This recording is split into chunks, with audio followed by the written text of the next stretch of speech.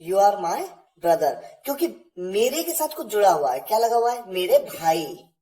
बताया तुम मेरे भाई हो, यू आर माई ब्रदर। लेकिन जब कहा तुम मेरे हो, यहां पर मेरे के साथ कुछ लग के नहीं आया। You are mine. ये मेरी किताब है, दिस इज माई बुक। ये किताब मेरी है, दिस बुक इज माइन। देखिए मेरी दोनों जगह आया, लेकिन जहां मेरी के साथ कुछ लग करके आया, किताब लग करके आया। मेरी के बाद कुछ लग करके आया, किताब, दिस इज माई बुक। और ये किताब मेरी है, यहां पर मेरी के बाद कुछ आया? नहीं आया। ये किताब सब्जेक्ट है, ये किताब, दिस बुक किसकी है? मेरी है, दिस बुक इज माइन। तो इस तरह से एक एग्जाम्पल और देख सकते हैं आप। ये उसका बच्चा है, अगर वो कोई लड़का है, मतलब कोई पुरुष है जिसका बच्चा है, दिस इज हिज बेबी। अगर कोई लेडी है, दिस इज हर बेबी। ये बच्चा उसका है। यहां पर देखिए उसका के बाद कुछ लग करके नहीं आया, सब्जेक्ट हो गया ये बच्चा। दिस बेबी इज किसका है? उसका है। अगर वो कोई आदमी की बात कर रहा है तो हिज, और अगर किसी औरत की बात कर रहा है तो हर्स। क्योंकि आपने देखा हिज का कोई दूसरा फॉर्म नहीं है, हिज को हिज ही बोलेंगे, चाहे उसके साथ कुछ लग करके आए चाहे नहीं। लेकिन हर के केस में क्या हुआ? हर बेबी। और जब कुछ लग करके नहीं आया उसका के साथ लेडी के लिए, तो उसका के लिए हमने क्या बोला? Hers. This baby is hers. और अगर बेबी बिल्कुल हटा दिया जाए, हम सिर्फ इतना कहें ये उसका है, दिस इज हिज या दिस इज हर्स। कोई कंफ्यूजन हो, आप बेझिझक हमें इंग्लिश वाले 12@gmail.com पे ईमेल के जरिए अपना प्रश्न भेज सकते हैं। हम आपके सभी प्रश्नों के उत्तर देंगे। हम ये चाहते हैं कि आप हर कॉन्सेप्ट को बारीकी से समझें। अगला एग्जाम्पल है, ये हमारी कहानी है, this is our story. Subject क्या है? ये। ऑब्जेक्ट क्या है? हमारी कहानी, दिस इज आवर स्टोरी।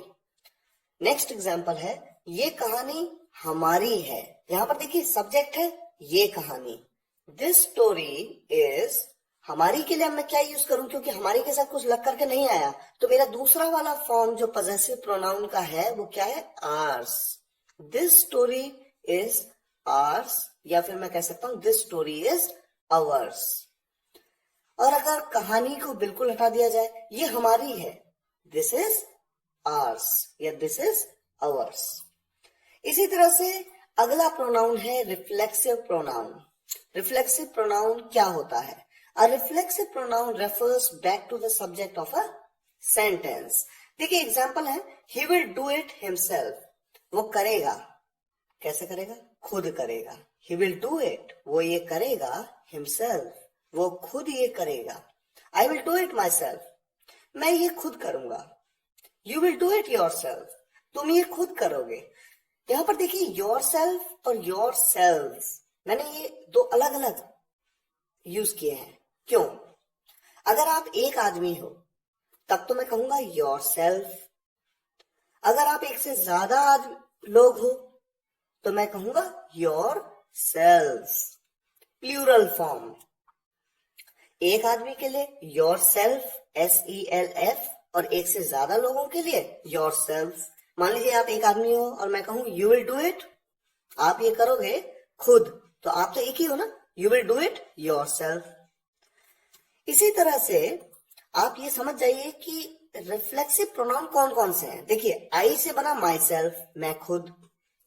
उससे बना ही से बना हिमसेल्फ, वो खुद। शी से बना हर सेल्फ, वो खुद। यू से बना योर सेल्फ या योर सेल्फ, आप खुद। दे से बना देम सेल्फ, वो खुद या वे खुद। यहां पर देम सेल्व्स, यहां पर कोई सिंगुलर सेल्फ नहीं है। क्यों नहीं है? क्योंकि वो दे मतलब वो या वे, ये तो हमेशा एक से ज्यादा लोगों को रेफर करता है, तो यहां पर एक आदमी या एक औरत होने की तो बात ही नहीं हो सकती। अवर सेल्व्स, यहां पर भी देखिए ये किससे बना है? वी से, WEV, वी मतलब हम। तो अवर सेल्व्स जब हम कहते हैं हम खुद, यहां पर एक से ज्यादा लोगों की ही बात हो रही है, इसलिए यहां पर भी सेल्व्स, F नहीं लगा। यानी कोई सिंगुलर फॉर्म नहीं है। इसी तरह से एक टाइप है intensive pronoun. An intensive pronoun emphasizes its antecedent noun or pronoun।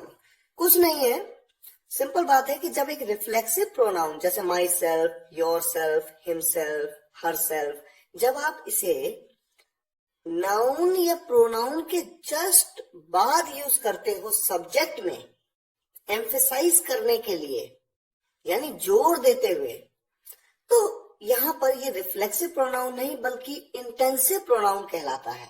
Example देखिए, आई माई सेल्फ शुड ट्राई। देखिए, मैं कह रहा हूं आई शुड ट्राई, मुझे कोशिश करनी चाहिए। आई माई सेल्फ शुड ट्राई, मुझे खुद कोशिश करनी चाहिए, जोर देते हुए। रिफ्लेक्सिव प्रोनाउन में भी जोर देते हुए कहा, लेकिन ज्यादा जोर नहीं है, सिंपल है। अगर मैं माई सेल्फ का यूज सेंटेंस के एंड में करूं, जैसे कि I should try my self, तो यहां पर बहुत जोर नहीं दे रहे हैं आप कह रहे हैं मैं ट्राई करूंगा, खुद करूंगा। लेकिन यहां पर आप कहते हैं मैं खुद ही करूंगा, I myself should try. Ram himself will go, Ram खुद ही जाएगा। You yourself will go, तुम खुद जाओगे, यानी जोर देते हुए, कोई और नहीं बल्कि तुम खुद। ये तुम्हारी चॉइस नहीं है, ये कंपल्सरी है, ये कंपल्शन है।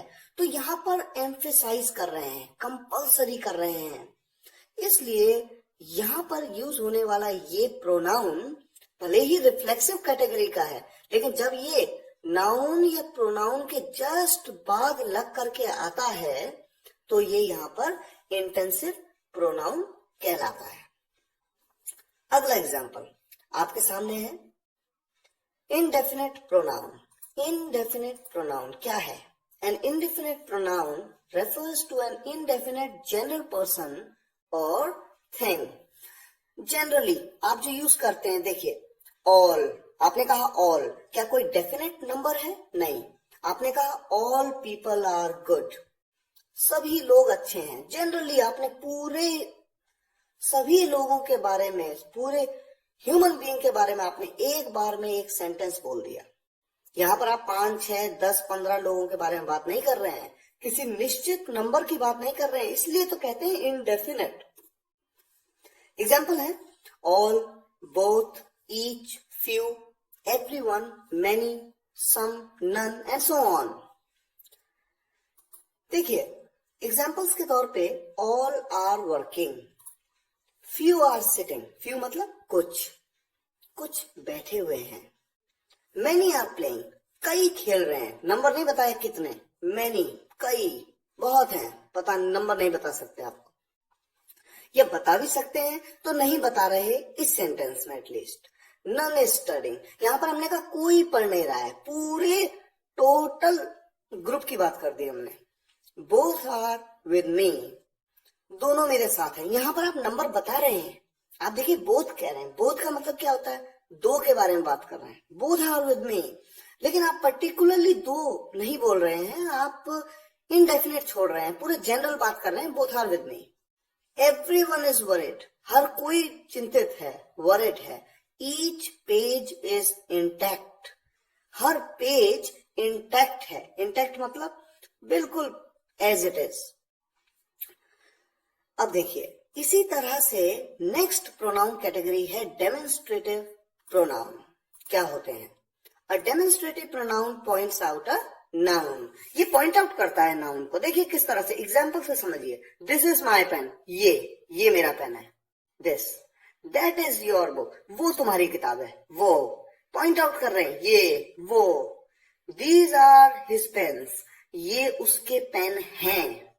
ये दोज आर एनिमीज, वे दुश्मन हैं या वो दुश्मन हैं। तो पॉइंट आउट कर रहे हैं वो या फिर ये। तो ये डेमोन्स्ट्रेटिव प्रोनाउन हमेशा पॉइंट आउट करते हैं किसी नाउन या प्रोनाउन को।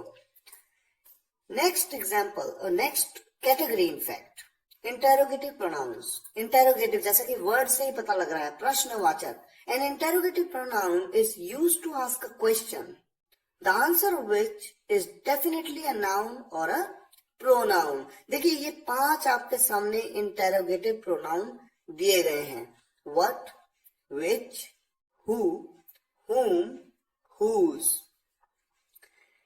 देखिए WH फैमिली में आपने पढ़ा था कि इनको इंटेरोगेटिव्स की तरह भी यूज करते हैं और कंजंक्शंस की तरह भी। यहां पर इंटेरोगेटिव प्रोनाउन कहने का मतलब क्या है?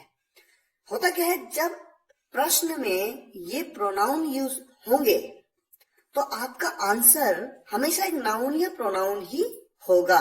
एग्जाम्पल देखिए, 5 प्रोनाउन के 5 एग्जाम्पल मैं आपके सामने, एक एक एग्जाम्पल सबका।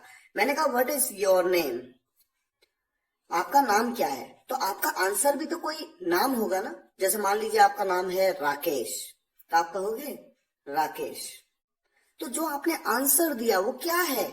वो एक नाउन है। राकेश तो एक नाम है और व्यक्ति का नाम क्या होता है? नाउन होता है। तो मैंने आपको बताया कि ये प्रोनाउन जो है इंटेरोगेटिव प्रोनाउन, इसका जो आंसर है हमेशा एक नाउन होगा या फिर एक प्रोनाउन होगा। Example next, who are you, तुम कौन हो? आपने कहा आई एम आदित्य, मैं आदित्य हूं। आदित्य ये क्या है? ये भी तो एक नाम है। नाम है तो ये नाउन है। या आप कहते आई एम, मान लीजिए मैं कहूं, आपसे पूछूं हु आर यू, और आपने कहा आई एम ही, मैं वो हूं। I am he you were talking about the other day, जिसके बारे में तुम दूसरे दिन उस दिन बात कर रहे थे। तो आई एम ही, मैं वो हूं। या माना मैं ऐसा आंसर करूं, I am he who you have taken the number of, जिसका आपने नंबर लिया था, मैं वो हूं। ही, तो ही क्या है? एक प्रोनाउन है। तो नाउन हो या प्रोनाउन, आंसर नाउन होगा या फिर प्रोनाउन होगा। नेक्स्ट आपके सामने, whom do you love, तुम किसे प्यार करते हो? मैंने कहा कोई भी नाम ले लिया, मैंने कहा अयांश। अयांश क्या है? एक व्यक्ति का नाम है, तो ये एक नाउन है। विच इज योर पेन, तुम्हारा पेन कौन सा है? विच इज योर पेन, और मैंने कहा दिस, दिस मतलब ये दिस वन, ये वाला दिस वन। तो दिस मैंने कहा तो ये क्या है? एक प्रोनाउन है। हुज इज दिस पेन, ये पेन किसका है? और मैंने कहा राम्स, राम का। तो राम क्या है? एक नाउन है। और राम्स, राम का, अपोस्ट्रोफी एस, ये बात आपको अपोस्ट्रोफी एस वीडियो लेक्चर में बताई गई है कि पोजेशन के लिए अपोस्ट्रोफी एस का प्रयोग किया जाता है। कुल मिला के यहाँ पर एक नाउन की बात हुई। तो जब भी इन प्रोनाउंस का प्रयोग किया जाएगा क्वेश्चन सेंटेंस में, इंटेरोगेटिव सेंटेंसेस में, तो आपका आंसर हमेशा एक नाउन या प्रोनाउन ही होगा।